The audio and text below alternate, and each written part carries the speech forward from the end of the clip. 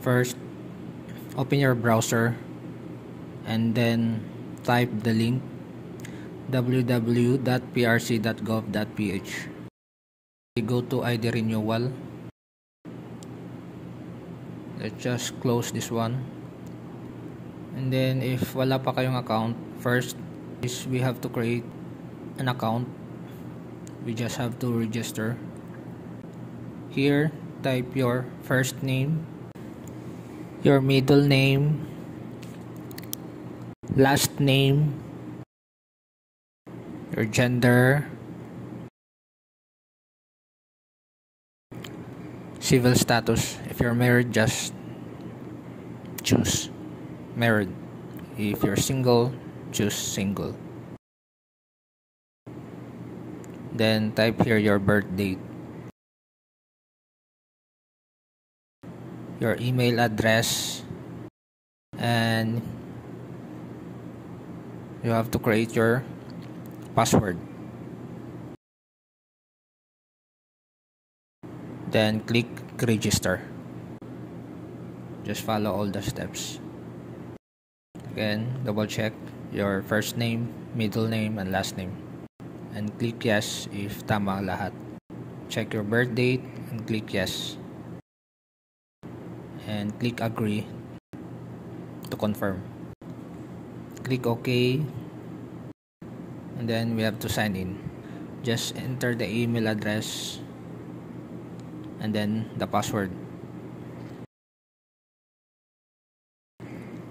Check your email to copy the one-time password for account verification. Just copy and paste natin dito and click verify. Click proceed.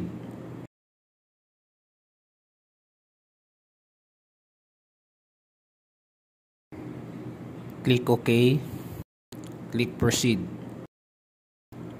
This is all your personal information, so we just have to double check everything.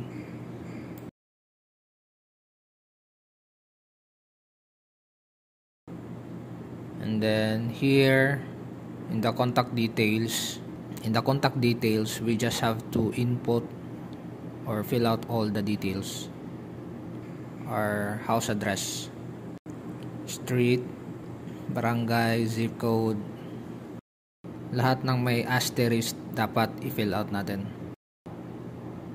Just type your town or city or province. Scroll down, then hanapin natin yung city natin. Your mobile number, email address. If may alternate email address ka, lagyan mo na lang din. Pero i-priority natin dito yung may asterisk.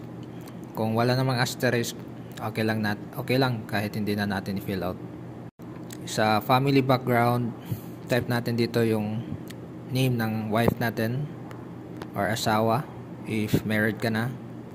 Father name, optional lang since wala naman siyang asterisk. Your mother name, importante i-type natin dito. Tapos yung citizenship ng wife mo, citizenship ng father, your mother citizenship. And then dito sa education, type lang natin, search lang natin yung name of school kung saan tayo nag-graduate. Then search natin yung course natin.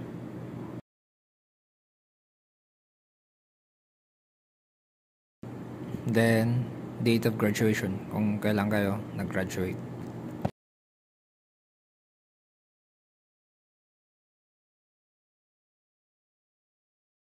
Sa employment, if you're practicing your profession, just click yes. Employment status, click employed kung employed kayo. Location, kung local lang, dito lang sa Pilipinas, click local. If overseas, click abroad. Employment place, lagay natin kung saan tayo nagtatrabaho. Check lang natin yung box.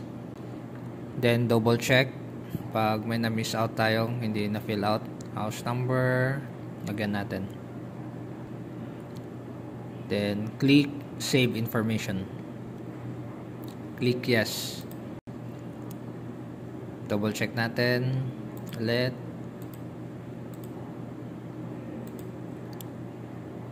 Then dito click natin, upload natin yung 2x2 picture natin.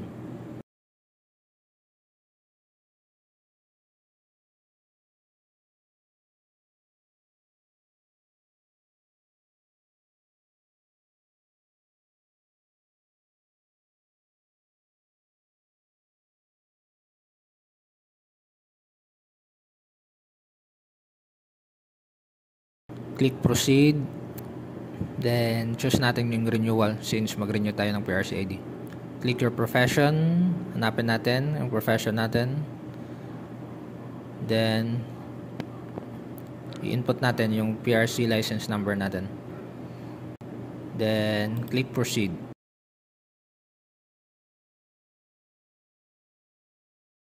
Ito yung mga additional requirements na kailangan natin dalhin for verification pag magpunta na tayo sa PRC. And then mag-select tayo ng preferred PRC regional office for renewal.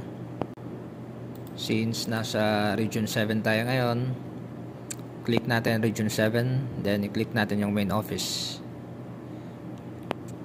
ng PRC Cebu for initial registration, PRC ID renewal or certification.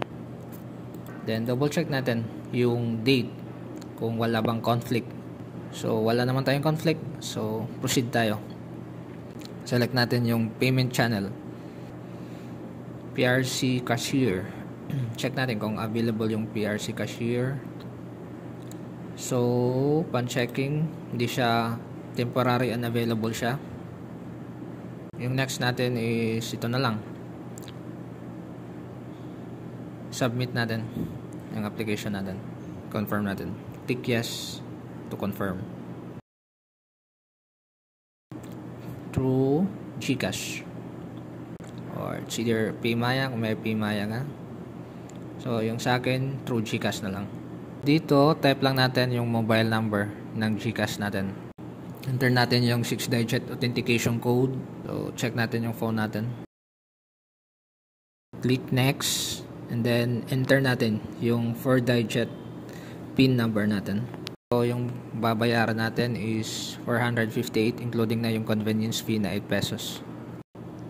And then click proceed.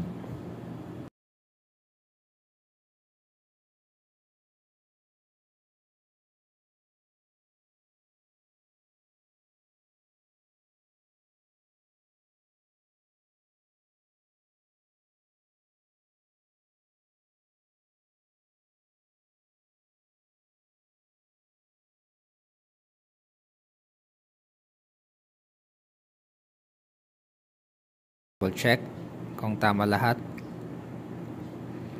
Take note natin yung sched natin. And then i-print natin yung application form natin.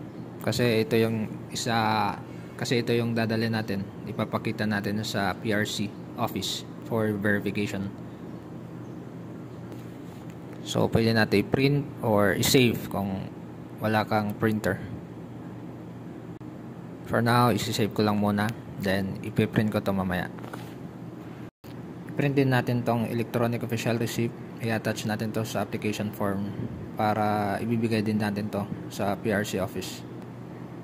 Proof na nakabayad na tayo.